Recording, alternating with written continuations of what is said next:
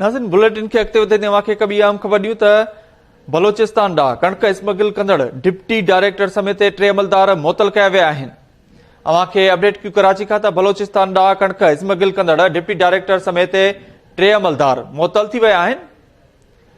Deputy director Larkana करीबुद्दीन Soomro ऐं जैकबाद जे DFC काज़ी रफ़ीक खे मुअतल कयो वियो आहे।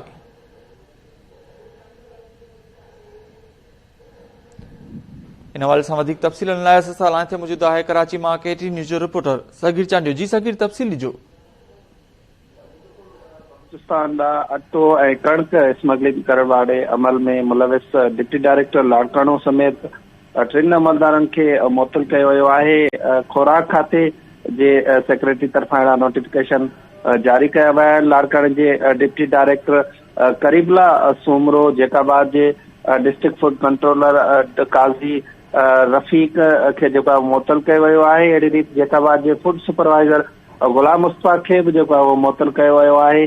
खुराक खाते जे अफ़सरनि सां मुंहिंजी ॻाल्हि ॿोल थी आहे। उन्हनि जो चवणु आहे त 3 अमलदारनि ते जेको आहे उहो कणिक अटे जी स्मगलिंग वारो जेको आहे उहो इल्ज़ाम आहे, इन करे उन्हनि खे मुअतल कयो वियो आहे। जी, वरी महिरबानी अपडेट करण लाइ सगीर चांडियो।